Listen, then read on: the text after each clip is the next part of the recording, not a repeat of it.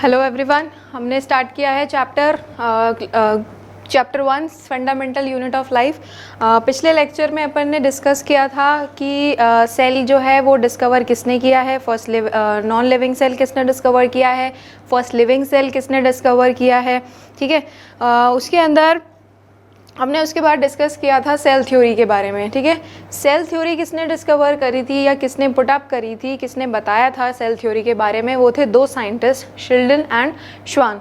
ठीक है, जिसमें से जो शिल्डन है वो बोटेनिस्ट थे और प्लांट की सेल पे वर्क कर रहे थे, और जो श्वान है वो जूलॉजिस्ट थे और वो एनिमल सेल पे वर्क कर रहे थे। ठीक है, दोनों ने देखा कि सेल के अंदर का स्ट्रक्चर बिल्कुल सिमिलर है, लेकिन जो एक्स्ट्रा चीज़ है प्लांट सेल के अंदर वो है सेल वॉल।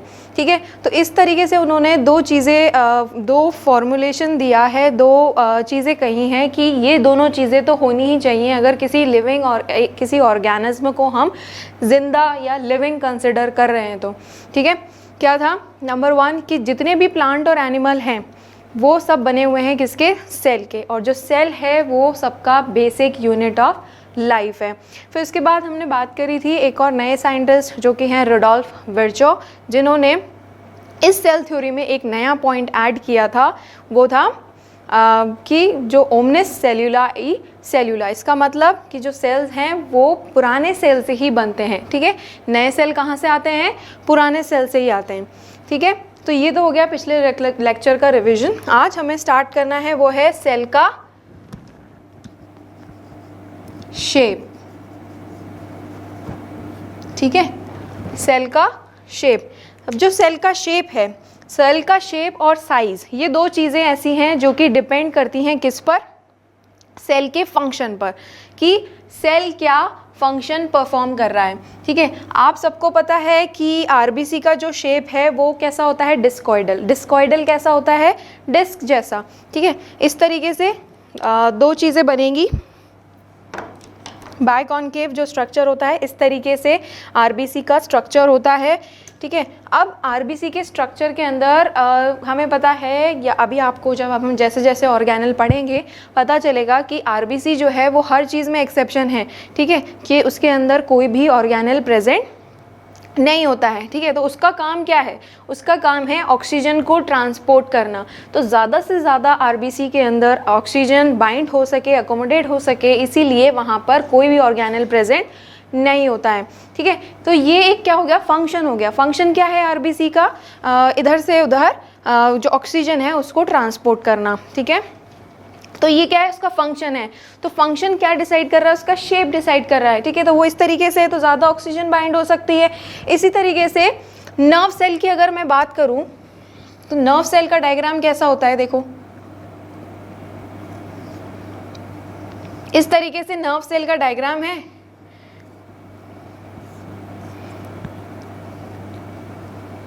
एलोंगेटेड होता है। सेल का शेप क्या है? एलोंगेटेड है। क्यों है एलोंगेटेड? क्योंकि इस नर्व सेल को इम्पल्स ट्रांसफ़र करनी होती है, और वो भी इस तरीके से जंप करती हुई इम्पल्स ट्रांसमिट होती है एक नर्व से।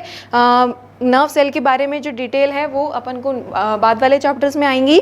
लेकिन देखो, एलोंगेटेड है, लंबा सेल है, तो क्या है? इन्फॉर्मेशन जंप करती हुई जा रही है। ठीक है, तो इस तरीके से ताकि इन्फॉर्मेशन बिना रुकावट के जल्दी जल्दी जा सके, इसीलिए इसका जो शेप है वो एलोंगेटेड होता है। तो यहाँ पर इससे क्या समझ में आया हमको कि जो सेल का शेप है वो डिपेंड करता है उसके फंक्शन के ऊपर। ठीक है, तो डिपेंड्स अपॉन द फंक्शन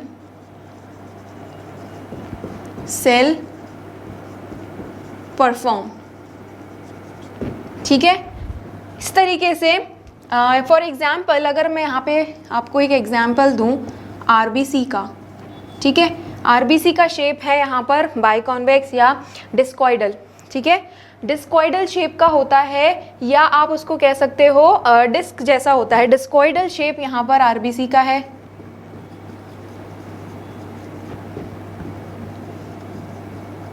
ठीक है, क्योंकि इसका काम क्या है?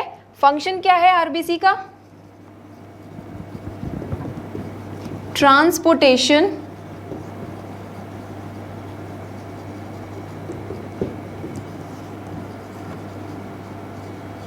गैसेस, ठीक है। ऑक्सीजन, कार्बन डाइऑक्साइड दोनों चीज़ें हैं, माइन्यूट अमाउंट में कार्बन डाइऑक्साइड भी यहाँ से ट्रांसपोर्ट होती है, ठीक है। ऑक्सीजन का पूरा जो ट्रांसपोर्टेशन है वो यहाँ पर होता है, ठीक है। दूसरा हम यहाँ पर बात करेंगे नर्व सेल की। ये एग्जाम्पल है इलोंगेटेड सेल का, ठीक है। इसका फंक्शन क्या है? टू ट्रांसमिट इम्पल्स, ठीक है। इम्पल्स को ट्रांसमिट करना नर्व सेल का फंक्शन है, ठीक है। और अगर आप ब्रांच्ड सेल की बात करो, ब्रांच सेल में एग्जाम्पल हम लेंगे पिगमेंटेड सेल्स के, ठीक है। पिगमेंटेड सेल्स मतलब वो सेल्स जो कि पिगमेंट प्रोवाइड करते हैं, ठीक है। अब पिगमेंटेड सेल के अंदर कौन सा आएगा? यहाँ पर मिलानोसाइट्स, ठीक है। ये मिलानोसाइट कौन से सेल हैं? मिलानोसाइट वो हमारी जो स्किन के अंदर, जो हमारी बॉडी, जब हम ज़्यादातर धूप में जाते हैं कभी, तो धूप में जाते हैं तो क्या होता है, हमारी बॉडी टैन हो जाती है। तो टैन कैसे हुई है? इस मेलानिन पिगमेंट की वजह से होती है, जो कि कौन देता है? मेलानोसाइट्स देते हैं। ब्रांच्ड सेल, ठीक है। इस सेल का जो डायग्राम है वो इस तरीके से होता है, ऐसा, ठीक है। तो इसकी ये ब्रांचिंग निकली हुई है, ठीक है। ये मेलानोसाइट है और इसकी ब्रांचिंग निकली हुई है, तो इसको हमने दिया है नाम ब्रांच्ड सेल के एग्जाम्पल में हमने इसको नाम दिया है, ठीक है। तो इस तरीके से बहुत सारे सेल्स होते हैं जिनकी शेप इस तरीके से हम देख सकते हैं, जो कि फंक्शन पे डिपेंड करती है। अब ये ब्रांच सेल है, इनके जो ये ब्रांच्ड पार्ट है ये कनेक्टेड रहते हैं सेल से, दूसरे सेल से कनेक्टेड रहते हैं, ठीक है। तो इस वजह से जो फंक्शन है वही सेल का शेप डिसाइड करेगा, ठीक है। तो ये हो गई शेप की बात। अब हम बात करेंगे साइज की।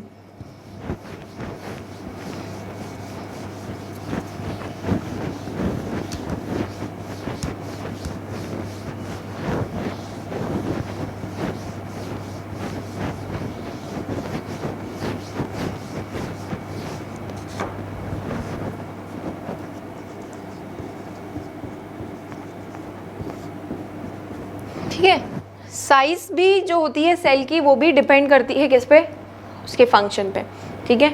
आप कह सकते हो एक तरीके से कि जो सेल का जो साइज़ है वो भी उसके फंक्शन पे डिपेंड करता है। अब यहाँ पे मैं आपको एग्जांपल बताऊंगी किसका? ह्यूमन सेल्स का, ठीक है। ह्यूमन जो एग सेल होता है, ओवम, ठीक है, और एक और सेल होता है दैट इज स्पर्म, ठीक है। ये दो ह्यूमन सेल हैं, ठीक है। अब ये ह्यूमन सेल क्या करते हैं, मैं आपको थोड़ा बहुत इनके बारे में बता देती हूँ। ये ओवम और स्पर्म क्या होते हैं? ओवम और स्पर्म जो हैं वो गैमीट्स होते हैं। गैमीट्स मतलब अगर इन दोनों का फ्यूजन होगा, ओवम और स्पर्म का फ्यूजन होगा, तो जाके आगे फर्दर जाइगोट बनेगा और जाइगोट से एक फीटस का डेवलपमेंट होता है। फीटस से फिर एक जो पूरा एक ऑर्गेनिज्म है वो बनता है, ठीक है। तो ओवम जो है वो है फीमेल गैमेट और स्पर्म जो है वो मेल गैमेट है, ठीक है। अब इसका साइज, ये ओवम जो है ये ह्यूमन लार्जेस्ट सेल के नाम से जाना जाता है, ठीक है। और ये स्पर्म जो है वो है ह्यूमन स्मॉलेस्ट सेल के नाम से जाना जाता है, ठीक है। ऐसा क्यों? देखो, ओवम क्या होता है? ओवम के अंदर सारे सेल ऑर्गेनेल प्रेजेंट होते हैं, ठीक है। सारे सेल ऑर्गेनेल प्रेजेंट होते हैं, अबंडेंट साइटोप्लाज्म प्रेजेंट होता है, ठीक है। सारी चीज़ें, जितनी भी एक फिटस के डेवलपमेंट के लिए जितनी भी चीज़ें चाहिए, सब कुछ इस ओवम में प्रेजेंट रहता है। वेयर एज स्पर्म के अंदर सिर्फ और सिर्फ माइटोकॉन्ड्रिया प्रेजेंट रहता है, ठीक है। इसलिए इसका साइज छोटा होता है। माइटोकॉन्ड्रिया भी क्यों प्रेजेंट है? क्योंकि स्पर्म को क्या करना होता है? ट्रैवल करना होता है, ठीक है। तो ट्रैवल करने के लिए क्या चाहिए? एनर्जी, और एनर्जी कौन बनाता है? माइटोकॉन्ड्रिया, ठीक है। तो इसलिए स्पर्म के अंदर सिर्फ और सिर्फ एक ऑर्गेनल प्रेजेंट होता है जो कि है माइटोकॉन्ड्रिया, और ओवम के अंदर सारे सेल ऑर्गेनल प्रेजेंट होते हैं, plus all the nutrition required for fetal development, ठीक है। एग सेल जो होता है उसको मूव करने की ज़रूरत नहीं होती है, ठीक है। स्पर्म को ही मूव करके ट्रैवल करके ओवम के पास जाना होता है, इसलिए जो स्पर्म होता है उसके पास इस तरीके से एक टेल होती है, तो टेल के थ्रू ये मूव करता है। मूव करने के लिए क्या चाहिए? एनर्जी चाहिए। एनर्जी कौन देगा?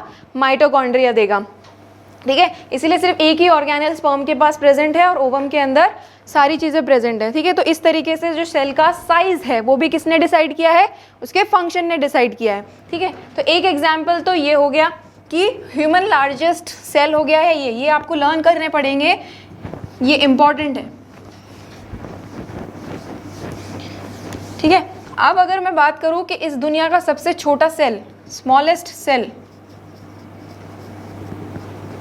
वो है माइकोप्लाज्मा या पीपीएलओ, ठीक है। पीपीएलओ का फुल फॉर्म है प्लूरो निमोनिया लाइक ऑर्गेनिज्म, ठीक है। पहले माइकोप्लाज्मा का नाम ही पीपीएलओ हुआ करता था, या दोनों सेम ही चीज़ है, जो दोनों बुक्स में कहीं पे माइकोप्लाज्मा लिखा रहता है, कहीं पीपीएलओ लिखा रहता है, दोनों सेम चीज़ें हैं, ठीक है। ये क्या है? एक बैक्टीरिया है जिसके अराउंड कोई सेल वॉल प्रेजेंट नहीं होती है, ये एक सिंपल बैक्टीरिया है, ठीक है। ये बहुत ही ज़्यादा छोटा होता है इसको इसीलिए इसको स्मॉलेस्ट सेल कंसिडर किया गया है, ठीक है।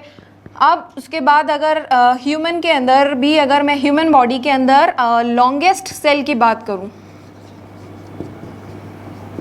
एनिमल सेल, तो वो है नर्व सेल, ठीक है। तो लॉन्गेस्ट एनिमल सेल हो गया है नर्व सेल। अब नर्व सेल लॉन्गेस्ट क्यों है ये मैंने आपको अभी बताया था सेल की शेप में, ठीक है।